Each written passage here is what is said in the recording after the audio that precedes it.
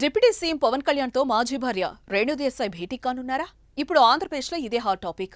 ఈ విషయం బయటకొచ్చిన నాటి నుంచి ప్రతి పవన్ అభిమానులు ఆసక్తి నెలకొంది.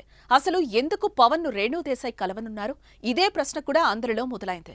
ప్రస్తుతం Bhagavad Gita foundation for Vedic studies కు చీఫ్ అడ్వైజర్గా రేణుదేశాయ్ కొనసాగుతున్నారు.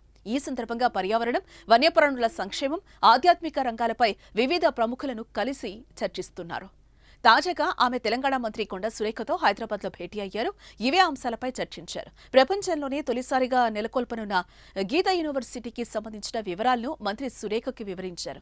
ఇక తమ ఇంటికి అతిథిగా వచ్చిన రేణుదేశాయ్కు ఘనంగా స్వాగతం పలికారు మంత్రి సురేఖ. నూతన వస్త్రాలు, పండ్లు, పసుపు కుంకుమ అందచేసి సత్కరించారు.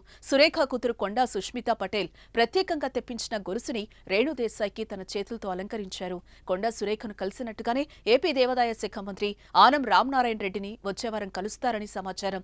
ఆనంతో పాటు పర్యావరణం, అటవీ శాఖలకు కూడా మంత్రిగా ఉన్న పవన్ తో కూడా రేణుదేశాయ్ భేటీ కానున్నట్లుగా తెలుస్తోంది. ప్రస్తుతం పిల్లలకు ఆధ్యాత్మికత చాలా అవసరమని, దీని గురించి వివరించి యూనివర్సిటీ ఏర్పాటుపై మంత్రులతో రేణుదేశాయ్ చర్చిస్తారని సమాచారం. అలాగే పవన్ తో పర్యావరణం, వన్యప్రాణుల సంక్షేమం గురించి రేణుదేశాయ్ మాట్లాడనున్నారని టాక్ అయితే వినిపిస్తోంది. పవన్ కళ్యాణ్ రేణుదేశాయ్లను సుమారు తమ 10 సంవత్సరాల అనుబంధాన్ని తెగదెంపులు చేసుకుంటూ డివోర్స్ తీసుకున్నారు. 2012లో పవన్తో విడాకుల తర్వాత పిల్లలతో కలిసి జీవనం సాగిస్తున్నారు రేణుదేశాయ్. పిల్లలు అకిరానందన్, ఆద్యాలు ఎప్పటికప్పుడు తండ్రి పవన్తో కలుస్తున్నా రేణుదేశాయ్ మాత్రం విడాకులు తీసుకున్న రోజు నుంచి దూరంగానే ఉంటున్నారు. దీంతో తొలిసారి ఇలా అఫీషియల్ గా పవన్ ను రేణుదేశాయ్ కలుస్తారనే వార్త రావటం ఇంట్రెస్టింగ్ గా మారిందని చెప్పుకోవచ్చు. మరి దీనిపై మీరేమంటారో కామెంట్ చేయండి.